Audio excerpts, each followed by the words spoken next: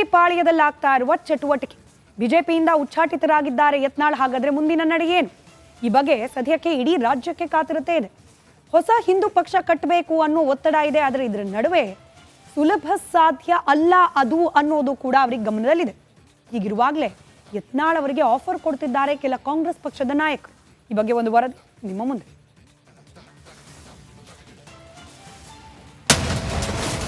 ಯತ್ನಾಳ್ ಮುಂದಿನ ದಾರಿ ಯಾವುದಯ್ಯ? ಕಾಂಗ್ರೆಸ್ ಸೇರ್ತಾರ ಹಿಂದೂ ನಾಯಕ?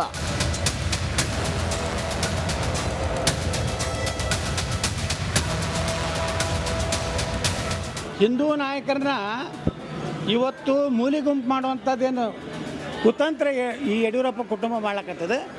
ಇದು ಜನಾಭಿಪ್ರಾಯ.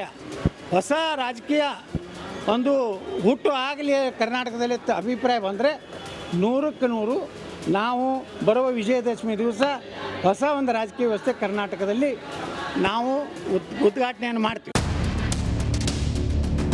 ಬಿಜೆಪಿಯಿಂದ ಗೇಟ್ ಪಾಸ್ ಪಡೆದ ಬಸನಗೌಡ ಪಾಟೀಲ್ ಯತ್ನಾಳ್ ನೆಕ್ಸ್ಟ್ ನಡೆ ಏನು? ಸದ್ಯಕ್ಕೆ ರಾಜ್ಯದಲ್ಲಿ ಹೆಚ್ಚು ಕುತೂಹಲ ಕೆರಳಿಸಿದ್ದು ಈ ಪ್ರಶ್ನೆ. ನಿನ್ನೆಯಷ್ಟೇ ಯತ್ನಾಳ್ ಈ ವಿಜಯದಶಮಿ ಹೊತ್ತಿಗೆ ಹೊಸ ಹೆಜ್ಜೆ ಇಡೋ ಬಗ್ಗೆ ಕೊಟ್ಟಿದ್ದಾರೆ ಸುಳಿವು. ಅಂದ್ರೆ ಹಲವರು ಭಾವಿಸಿದಂತೆ ಹಿಂದೂಗಳ ಕೇಂದ್ರೀಕೃತ ಹೊಸ ಪಕ್ಷ ಕಟ್ತಾರ. ಆದ್ರೆ ಈಗಿನ ಉತ್ಸಾಹದಲ್ಲಿ ಏನು ಬೇಕಾದ್ರೂ ಮಾತಾಡಬಹುದು. ಆದ್ರೆ ವಾಸ್ತವ ನೆಲೆಗಟ್ಟಿನಲ್ಲಿ ಯೋಚಿಸಿದ್ರೆ ಹೊಸ ಪಕ್ಷ ಯಾರಿಗೆ ಆಗ್ಲಿ ಅಷ್ಟು ಫೀಸಬಲ್ ಅಲ್ವೇ ಅಲ್ಲ. ಹೊಸ ಪಕ್ಷ ಕಟ್ಟೋದು ಅಂದ್ರೆ ಹುಡುಗಾಟದ ಮಾತಲ್ಲವೇ ಅಲ್ಲ. ಈ ಹಿಂದೆ ಹೊಸ ಪಕ್ಷ ಕಟ್ಟೋ ಪ್ರಯೋಗ ಮಾಡಿದ ಘಟಾನುಘಟಿ ನಾಯಕರು ಮಕಾಡೆ ಮಲಗಿದ ಇತಿಹಾಸ ರಾಜ್ಯದಲ್ಲೂ ಬಹಳಷ್ಟಿದೆ. ದೇಶದಲ್ಲೂ ಅನೇಕ ನಿದರ್ಶನಗಳಿವೆ. ಇದನ್ನ ನೋಡಿದ್ಮೇಲೂ ಹೊಸ ಪಾರ್ಟಿ ಕಟ್ತೀನಿ ಅನ್ನೋದು ಹುಂಬತನವೇ ಹೊರತು ಅಷ್ಟು ಸುಲಭವಾಗಿ ಕೈಗೆಟುಕೋ ಮಾತಂತೂ ಅಲ್ಲವೇ ಅಲ್ಲ. ಹೀಗಾಗಿ ಯತ್ನಾಳ್ಗಿರೋ ಇನ್ನೊಂದು ಆಪ್ಷನ್ ಅಂದ್ರೆ ಈಗ ಚಾಲ್ತಿಯಲ್ಲಿರೋ ಯಾವುದಾದ್ರೂ ಪಕ್ಷ ಸೇರಿಬಿಡೋದು. ಅಂದ್ರೆ ಸದ್ಯಕ್ಕೆ ರಾಜ್ಯದ ಮಟ್ಟಿಗೆ ಜೆಡಿಎಸ್ ಇದೆಯಾದ್ರೂ ಈ ಹಿಂದೆಯೇ ಅಲ್ಲಿಗೆ ಹೋಗಿ ಬಂದಿರೋದ್ರಿಂದ ಯತ್ನಾಳ್ಗೆ ಆ ಕಡೆ ಆಸಕ್ತಿ ಹೆಚ್ಚು ಇದ್ದಂತಿಲ್ಲ. ಇನ್ನ ಸದ್ಯಕ್ಕೆ ಎಲ್ಲಾ ವಿಧದಲ್ಲೂ ಯತ್ನಾಳ್ಗೆ ಶಕ್ತಿ ತುಂಬಬಹುದಾದ ಪಾರ್ಟಿ ಅಂದ್ರೆ ಅದು ಆಡಳಿತಾರೂಢ ಕಾಂಗ್ರೆಸ್.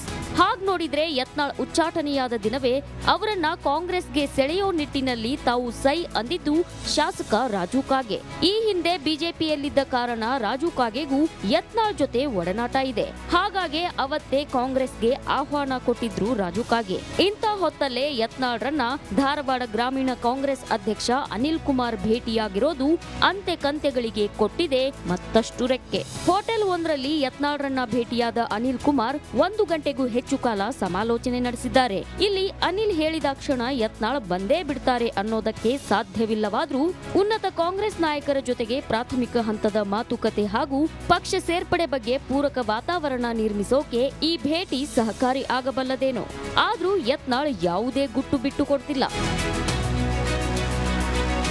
ಪಾಳ್ಯದಲ್ಲಾಗ್ತಾ ಇರುವ ಚಟುವಟಿಕೆ. ಬಿಜೆಪಿಯಿಂದ ಉಚ್ಚಾಟಿತರಾಗಿದ್ದಾರೆ ಯತ್ನಾಳ್. ಹಾಗಾದ್ರೆ ಮುಂದಿನ ನಡೆ ಏನು? ಈ ಬಗ್ಗೆ ಸದ್ಯಕ್ಕೆ ಇಡೀ ರಾಜ್ಯಕ್ಕೆ ಕಾತುರತೆ ಇದೆ. ಹೊಸ ಹಿಂದೂ ಪಕ್ಷ ಕಟ್ಟಬೇಕು ಅನ್ನೋ ಒತ್ತಡ ಇದೆ. ಆದರೆ ಇದರ ನಡುವೆ ಸುಲಭ ಸಾಧ್ಯ ಅಲ್ಲ ಅದು ಅನ್ನೋದು ಕೂಡ ಅವರಿಗೆ ಗಮನದಲ್ಲಿದೆ. ಹೀಗಿರುವಾಗಲೇ ಯತ್ನಾಳ್ ಅವರಿಗೆ ಆಫರ್ ಕೊಡ್ತಿದ್ದಾರೆ ಕೆಲ ಕಾಂಗ್ರೆಸ್ ಪಕ್ಷದ ನಾಯಕರು. ಈ ಬಗ್ಗೆ ಒಂದು ವರದಿ ನಿಮ್ಮ ಮುಂದೆ.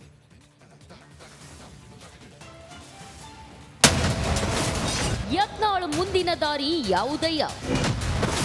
ಕಾಂಗ್ರೆಸ್ ಸೇರ್ತಾರ ಹಿಂದೂ ನಾಯಕ?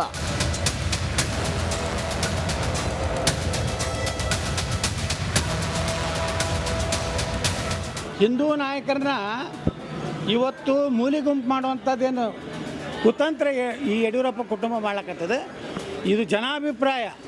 ಹೊಸ ರಾಜಕೀಯ ಒಂದು ಹುಟ್ಟು ಆಗಲಿ ಕರ್ನಾಟಕದಲ್ಲಿ ಅಭಿಪ್ರಾಯ ಬಂದರೆ 100ಕ್ಕೆ 100 ನಾವು ಬರುವ ವಿಜಯದಶಮಿ ದಿವಸ ಹೊಸ ಒಂದು ರಾಜಕೀಯ ವ್ಯವಸ್ಥೆ ಕರ್ನಾಟಕದಲ್ಲಿ ನಾವು ಉದ್ಘಾಟನೆಯನ್ನು ಮಾಡ್ತೀವಿ.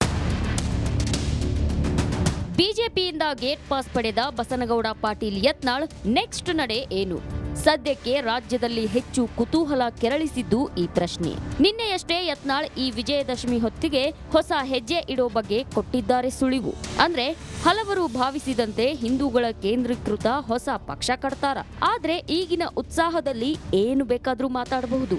ಆದ್ರೆ ವಾಸ್ತವ ನೆಲೆಗಟ್ಟಿನಲ್ಲಿ ಯೋಚಿಸಿದ್ರೆ ಹೊಸ ಪಕ್ಷ ಯಾರಿಗೆ ಆಗ್ಲಿ ಅಷ್ಟು ಫೀಸಬಲ್ ಅಲ್ವೇ ಅಲ್ಲ.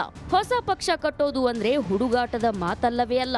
ಈ ಹಿಂದೆ ಹೊಸ ಪಕ್ಷ ಕಟ್ಟೋ ಪ್ರಯೋಗ ಪ್ರಯೋಗ ಮಾಡಿದ ಘಟಾನುಘಟಿ ನಾಯಕರು ಮಕಾಡೆ ಮಲಗಿದ ಇತಿಹಾಸ ರಾಜ್ಯದಲ್ಲೂ ಬಹಳಷ್ಟಿದೆ, ದೇಶದಲ್ಲೂ ಅನೇಕ ನಿದರ್ಶನಗಳಿವೆ. ಇದನ್ನ ನೋಡಿದ್ಮೇಲೂ ಹೊಸ ಪಾರ್ಟಿ ಕಟ್ತೀನಿ ಅನ್ನೋದು ಹುಂಬತನವೇ ಹೊರತು ಅಷ್ಟು ಸುಲಭವಾಗಿ ಕೈಗೆಟುಕೋ ಮಾತಂತೂ ಅಲ್ಲವೇ ಅಲ್ಲ.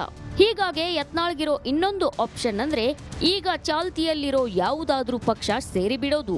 ಅಂದ್ರೆ ಸದ್ಯಕ್ಕೆ ರಾಜ್ಯದ ಮಟ್ಟಿಗೆ ಜೆಡಿಎಸ್ ಇದೆಯಾದ್ರೂ ಈ ಹಿಂದೆಯೇ ಅಲ್ಲಿಗೆ ಹೋಗಿ ಬಂದಿರೋದ್ರಿಂದ ಯತ್ನಾಳ್ಗೆ ಆ ಕಡೆ ಆಸಕ್ತಿ ಹೆಚ್ಚು ಇದ್ದಂತಿಲ್ಲ. ಇನ್ನ ಸದ್ಯಕ್ಕೆ ಎಲ್ಲಾ ವಿಧದಲ್ಲೂ ಯತ್ನಾಳ್ಗೆ ಶಕ್ತಿ ತುಂಬಬಹುದಾದ ಪಾರ್ಟಿ ಅಂದ್ರೆ ಅದು ಆಡಳಿತಾರೂಢ ಕಾಂಗ್ರೆಸ್. ಹಾಗ್ ನೋಡಿದ್ರೆ ಯತ್ನಾಳ್ ಉಚ್ಚಾಟನೆಯಾದ ದಿನವೇ ಅವರನ್ನ ಕಾಂಗ್ರೆಸ್ಗೆ ಸೆಳೆಯೋ ನಿಟ್ಟಿನಲ್ಲಿ ತಾವು ಸೈ ಅಂದಿದ್ದು ಶಾಸಕ ರಾಜು ಕಾಗೆ.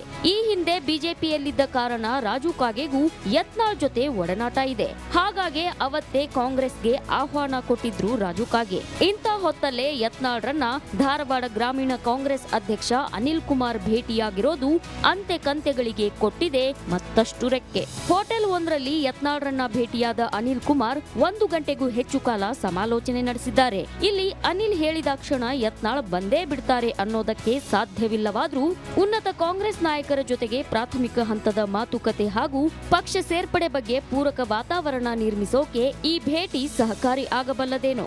ಆದ್ರೂ ಯತ್ನಾಳ್ ಯಾವುದೇ ಗುಟ್ಟು ಬಿಟ್ಟು ಕೊಡ್ತಿಲ್ಲ. ಪಾಳ್ಯದಲ್ಲಾಗ್ತಾ ಇರುವ ಚಟುವಟಿಕೆ, ಬಿಜೆಪಿಯಿಂದ ಉಚ್ಚಾಟಿತರಾಗಿದ್ದಾರೆ ಯತ್ನಾಳ್. ಹಾಗಾದ್ರೆ ಮುಂದಿನ ನಡೆ ಏನು? ಈ ಬಗ್ಗೆ ಸದ್ಯಕ್ಕೆ ಇಡೀ ರಾಜ್ಯಕ್ಕೆ ಕಾತಿರತೆ ಇದೆ. ಹೊಸ ಹಿಂದೂ ಪಕ್ಷ ಕಟ್ಟಬೇಕು ಅನ್ನೋ ಒತ್ತಡ ಇದೆ. ಆದರೆ ಇದರ ನಡುವೆ ಸುಲಭ ಸಾಧ್ಯ ಅಲ್ಲ ಅದು ಅನ್ನೋದು ಕೂಡ ಅವರಿಗೆ ಗಮನದಲ್ಲಿದೆ. ಹೀಗಿರುವಾಗಲೇ ಯತ್ನಾಳ್ ಅವರಿಗೆ ಆಫರ್ ಕೊಡ್ತಿದ್ದಾರೆ ಕೆಲ ಕಾಂಗ್ರೆಸ್ ಪಕ್ಷದ ನಾಯಕರು. ಈ ಬಗ್ಗೆ ಒಂದು ವರದಿ ನಿಮ್ಮ ಮುಂದೆ.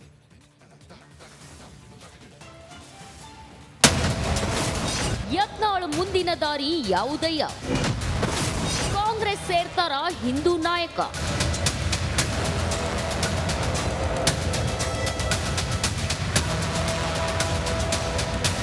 ಹಿಂದೂ ನಾಯಕರನ್ನ ಇವತ್ತು ಮೂಲಿಗುಂಪು ಮಾಡುವಂಥದ್ದೇನು ಕುತಂತ್ರ ಈ ಯಡಿಯೂರಪ್ಪ ಕುಟುಂಬ ಮಾಡಕತ್ತದೆ. ಇದು ಜನಾಭಿಪ್ರಾಯ. ಹೊಸ ರಾಜಕೀಯ ಒಂದು ಹುಟ್ಟು ಆಗಲಿ ಕರ್ನಾಟಕದಲ್ಲಿ ಅಭಿಪ್ರಾಯ ಬಂದರೆ 100ಕ್ಕೆ 100 ನಾವು ಬರುವ ವಿಜಯದಶಮಿ ದಿವಸ ಹೊಸ ಒಂದು ರಾಜಕೀಯ ವ್ಯವಸ್ಥೆ ಕರ್ನಾಟಕದಲ್ಲಿ ನಾವು ಉದ್ಘಾಟನೆಯನ್ನು ಮಾಡ್ತೀವಿ. ಬಿಜೆಪಿಯಿಂದ ಗೇಟ್ ಪಾಸ್ ಪಡೆದ ಬಸನಗೌಡ ಪಾಟೀಲ್ ಯತ್ನಾಳ್ ನೆಕ್ಸ್ಟ್ ನಡೆ ಏನು? ಸದ್ಯಕ್ಕೆ ರಾಜ್ಯದಲ್ಲಿ ಹೆಚ್ಚು ಕುತೂಹಲ ಕೆರಳಿಸಿದ್ದು ಈ ಪ್ರಶ್ನೆ. ನಿನ್ನೆಯಷ್ಟೇ ಯತ್ನಾಳ್ ಈ ವಿಜಯದಶಮಿ ಹೊತ್ತಿಗೆ ಹೊಸ ಹೆಜ್ಜೆ ಇಡೋ ಬಗ್ಗೆ ಕೊಟ್ಟಿದ್ದಾರೆ ಸುಳಿವು. ಅಂದ್ರೆ ಹಲವರು ಭಾವಿಸಿದಂತೆ ಹಿಂದೂಗಳ ಕೇಂದ್ರೀಕೃತ ಹೊಸ ಪಕ್ಷ ಕಟ್ತಾರ. ಆದ್ರೆ ಈಗಿನ ಉತ್ಸಾಹದಲ್ಲಿ ಏನು ಬೇಕಾದ್ರೂ ಮಾತಾಡಬಹುದು. ಆದ್ರೆ ವಾಸ್ತವ ನೆಲೆಗಟ್ಟಿನಲ್ಲಿ ಯೋಚಿಸಿದ್ರೆ ಹೊಸ ಪಕ್ಷ ಯಾರಿಗೆ ಆಗ್ಲಿ ಅಷ್ಟು ಫೀಸಬಲ್ ಅಲ್ವೇ ಅಲ್ಲ. ಹೊಸ ಪಕ್ಷ ಕಟ್ಟೋದು ಅಂದ್ರೆ ಹುಡುಗಾಟದ ಮಾತಲ್ಲವೇ ಅಲ್ಲ.